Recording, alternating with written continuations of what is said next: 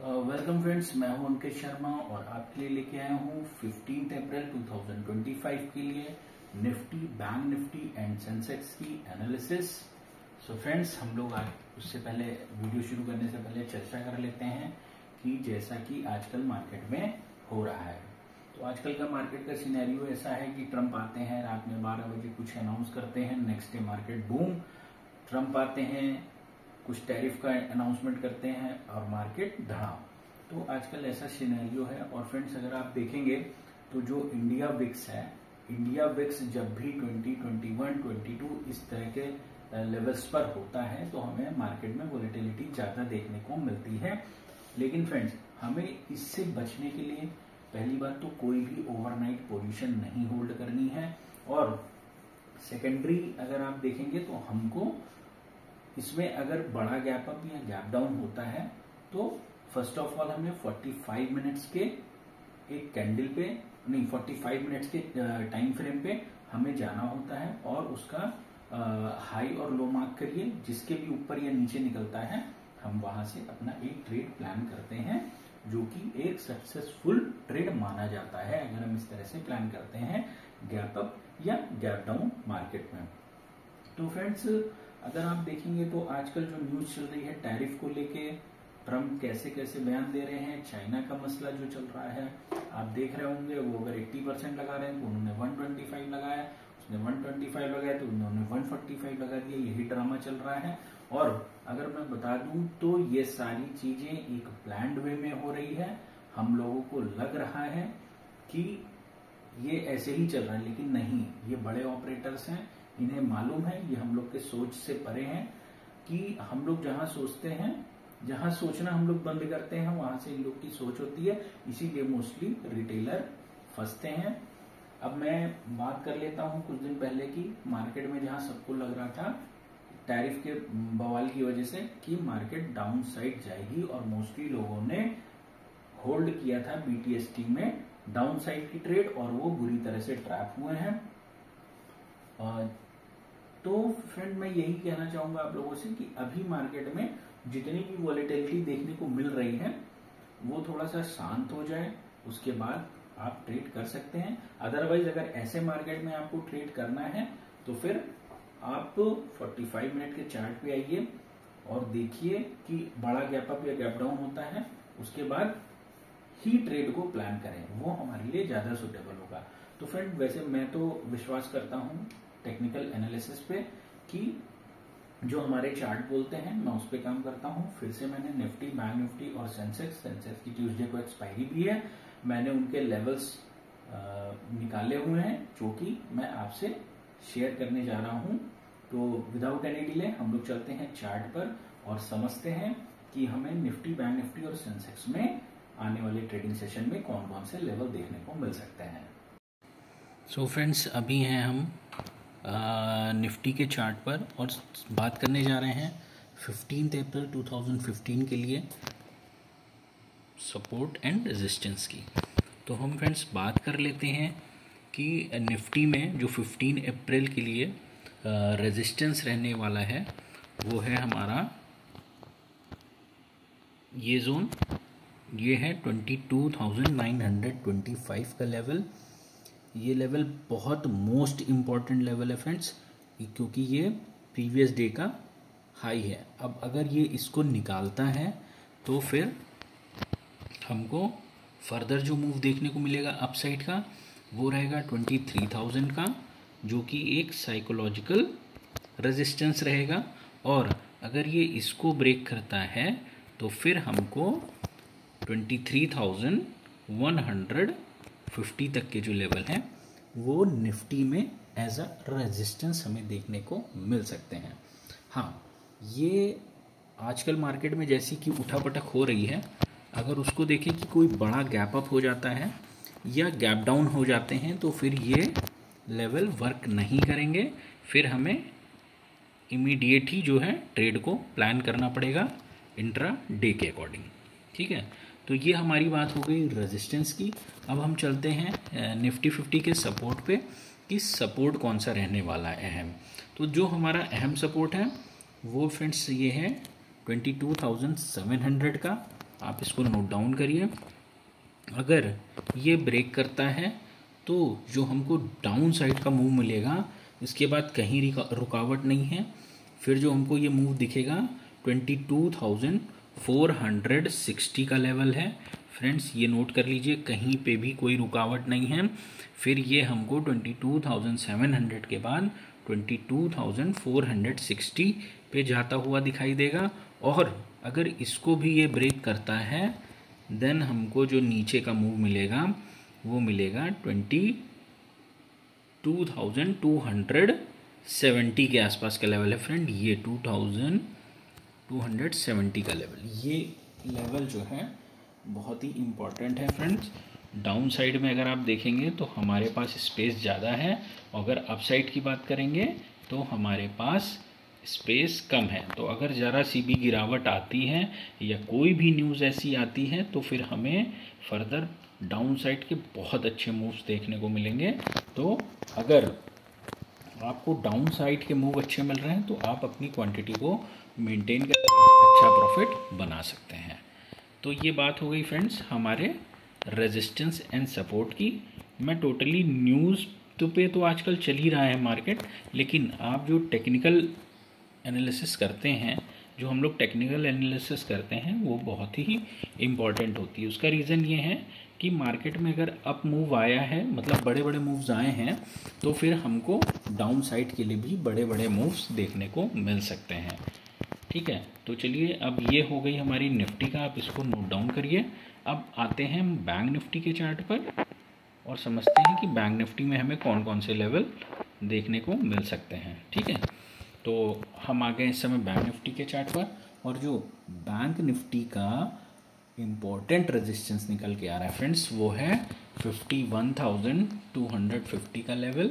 ये वाला लेवल है, 250 को ब्रेक करता है तो फिर हमको जो मूव देखने को मिलेंगे वो मिलेंगे ये वाले, इसको कहते हैं एक साइकोलॉजिकल 51,500 का रेजिस्टेंस रहेगा।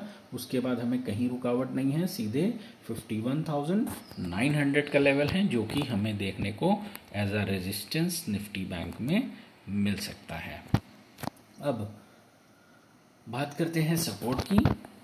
सपोर्ट भी आप लोग नोट डाउन करिए फ्रेंड्स, इम्पॉर्टेंट सपोर्ट है 50,800 का ये लेवल है फ्रेंड्स, 50,800 का लेवल है। एक मिनट वेट करें थोड़ा सा, जो हमारा इसका इम्पॉर्टेंट सपोर्ट निकल के आ रहा है वो है 50,800 का। मतलब हम अगर जाएंगे तो ये लेवल है एंड इसको नोट करिए 50,800 का लेवल। ये मैं इसको मार्क करता हूँ एरो से, आप इसको नोट डाउन कर लीजिएगा। 50,800 को ये ब्रेक करता है तो जो हमें फर्दर उसके बाद मूव मिलेगा 50,630 का है लेवल। 50,630 का लेवल है डाउन साइड में अगर देखेंगे तो ये वाला लेवल है फ्रेंड्स। एक मैंने इसको यहाँ मार्क किया हुआ है। ठीक है, अगर ये 50,630 को ब्रेक करता है तो फिर 50,500 का, और जो 500 का फ्रेंड्स लेवल है, एक मिनट में इसको मार्क कर दूं, 50,000 ये 500 का जो लेवल है, बहुत छोटे छोटे लेवल हैं फ्रेंड्स। ये अगर ये इसको तोड़ देता है तो फिर हमें फर्दर जो डाउन साइड का मूव देखने को मिलेगा वो मिलेगा हमें 49,800 का, नहीं 49,900 का। ये लेवल हमें एज अ सपोर्ट देखने को मिल सकते हैं 15 अप्रैल के ट्रेडिंग सेशन में। तो ये फ्रेंड्स आप लोग नोट डाउन करिए, एज अ सपोर्ट हमको बैंक निफ्टी में ये लेवल देखने को मिल सकते हैं। अब हम बात करते हैं सेंसेक्स की, जिसकी ये एक्सपायरी भी है और 3 दिन की लगातार छुट्टी पड़ने के बाद में हमें सेंसेक्स में बड़े मूव देखने को मिल सकते हैं। तो हम आते हैं सेंसेक्स पे 5 मिनट के टाइम फ्रेम पे और समझते हैं कि हमें कौन कौन से लेवल देखने को मिल सकते हैं। जो सेंसेक्स का रेजिस्टेंस इंपॉर्टेंट निकल के आ रहा है वो है 75,450 का लेवल। ये फ्रेंड्स है, ये मैं इसको मार्क करता हूँ, 75,450 का लेवल है। ठीक है, अब ये इसको ब्रेक करता है तो फिर हमें जो मूव उसके ऊपर मिलेगा 75,800 का लेवल है, ये वाला लेवल, ठीक है। और अगर ये इसको ब्रेक करता है तो 76,260 का, फिर हमारे पास बड़े मूव ओपन हो जाएंगे, तो 76,260 का लेवल, और इसके ऊपर भी अगर ये सस्टेन करता है तो फिर हमें 76,500 तक के लेवल देखने को मिल सकते हैं, क्योंकि एक्सपायरी भी है। और अगर कोई न्यूज़ आ जाती है तो फिर हमें ये मूव बड़े इजीली देखने को मिल सकते हैं। अब हम बात कर लेते हैं सेंसेक्स के सपोर्ट की। जो इसका इम्पोर्टेंट सपोर्ट है वो है 74,750 का, ये लेवल है फ्रेंड्स, 74,750 का लेवल है। अगर ये इसको ब्रेक करता है फिर हमें अच्छा मूव मिलेगा डाउन साइड का 74,100 का, और अगर ये 100 को ब्रेक कर लेता है तो फिर फर्दर जो हमें मूव देखने को मिलेगा वो अराउंड 73,400 का है। मैं इसको मार्क करता हूँ, 73,400 का लेवल है, ये लेवल है फ्रेंड्स, इसको आप नोट डाउन करिए। ये 73,400 का लेवल है, ये हमें बहुत इजीली देखने को मिल सकते हैं सेंसेक्स में एज आ सपोर्ट। तो हमने निफ्टी, बैंक निफ्टी और सेंसेक्स की तीनों की बात कर ली है, और फ्रेंड्स आप लोगों ने इसको नोट डाउन कर लिया होगा। अब आप इसको 15 अप्रैल के मार्केट में वॉच कर सकते हैं और इसी के अकॉर्डिंग अपने ट्रेड को प्लान कर सकते हैं।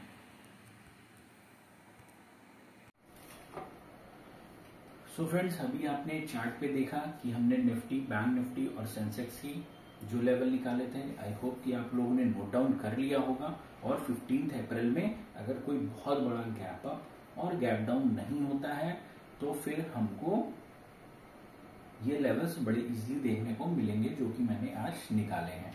क्योंकि जो मैंने सेंसेक्स में लेवल निकाले हैं उस दिन एक्सपायरी भी है और मार्केट में उतने बड़े मूव हो चुके हैं, तो फिर वो लेवल भी हमें बड़े इजीली मिल सकते हैं। आपने देखा होगा जब मार्केट में अभी तो बड़ी बड़ी न्यूज़ेज हैं जिससे मार्केट बहुत फ्लैक्चुएट कर रहा है, बट अगर आपने देखा होगा कि एक्सपायरी वाले दिन अगर कोई न्यूज़ नहीं भी होती है तो सेंसेक्स में हमको बहुत बड़े बड़े मूव भी देखने को मिल जाते हैं।